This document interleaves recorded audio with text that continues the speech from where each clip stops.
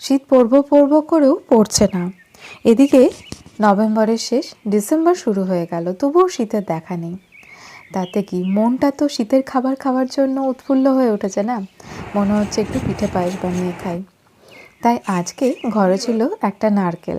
তো সেই নারকেলটা কুড়িয়ে মাকে বললাম, মা সেই ছোটোবেলায় যে পিঠেটা খেতে আমি ভালোবাসতাম ওটা বানিয়ে খাওয়াও।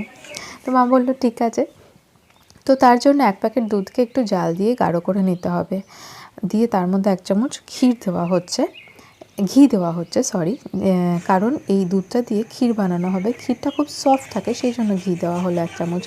এবার এর মধ্যে 1 কাপ, বড় কাপের 1 কাপ যে কোনো মিল্ক পাউডার দেওয়া হলো। এখানে আমুলের আছে। এটাকে একটু জাল দিয়ে নিতে হবে। কিছুক্ষণের মধ্যে এটা গাঢ় হয়ে আসবে। এটা ঠান্ডা হয়ে গেলে আরও একটু গাঢ় হয়ে যাবে। এই যে দেখুন, ক্ষীরটা তৈরি হয়ে গেছে। এবার কড়াইতে নারকেল সামান্য একটু জল দিয়ে একটুখানি 2-4 মিনিট নেড়ে নেব, যতক্ষণ না একটু নরম হচ্ছে। একটু নরম হলে তারপরে এর মধ্যে পরিমাণ মতো গুড় দেবো। পাটালি গুড় দিলে ভালো, গন্ধটা ভালো হবে। দিয়ে তারপরে একটু নেড়েচেড়ে নিয়ে তারপরে যে ক্ষীরটা আছে, দেখুন ক্ষীরটা একটু জমে গেছে।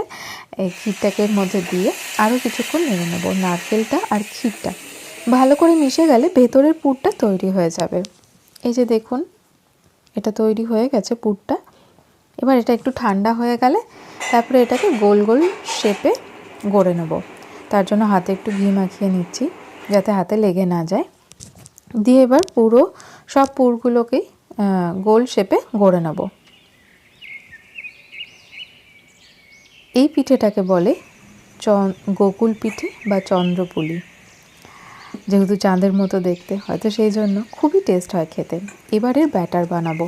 তার জন্য এখানে 2.5 কাপ মতো ময়দা নেওয়া হয়েছে, 1 চিমটি নুন দেওয়া হয়েছে। নুন দিলে মিষ্টির স্বাদটা বাড়ে তো। আর 2 চামচ মতো দেওয়া হচ্ছে ঘি।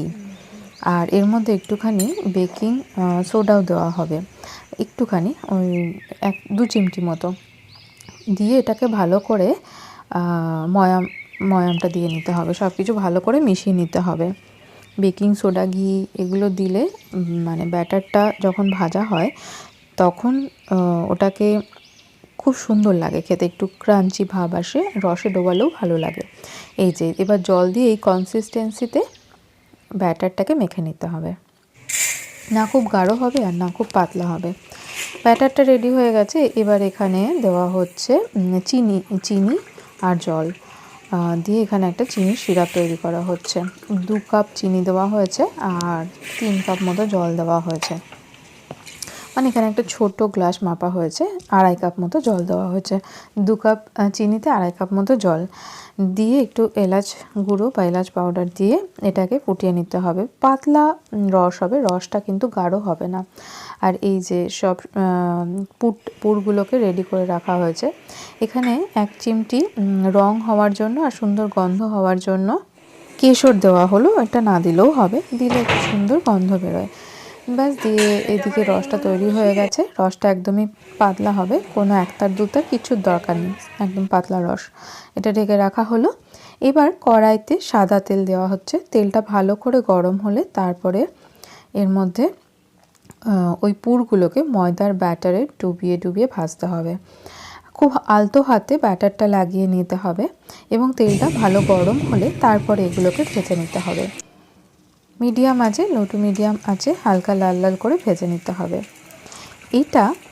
এই পিঠেটা ভাজার পরেও কিন্তু এইভাবেও খাওয়া যায় স্ন্যাক্সের মতো, সেটাও খেতে খুব ভালো লাগে। আর আমরা রসে ভেজাবো, আপনারা কখনো এইভাবে ভেজেও খেয়ে দেখতে পারেন বা রসে ভিজিয়েও খেয়ে দেখতে পারেন। এই দেখুন, রসে ভেজানোর পর দেখাচ্ছি। রসে ভেজানোটাও আপনি 1-2 ঘন্টাও ভেজাতে পারেন যদি আপনি খুব নরম না চান। আর যদি আপনি খুব নরম চান তাহলে এটা সারা রাত ভিজিয়েও খেতে পারেন। সাইজে ভেজালে পরে সাইজে 2-3 ডবল হয়ে যাবে। তো এইভাবেই এই পিঠে কে কে বানিয়ে খেয়েছেন, কে কে ভালোবাসেন অবশ্যই জানাবেন।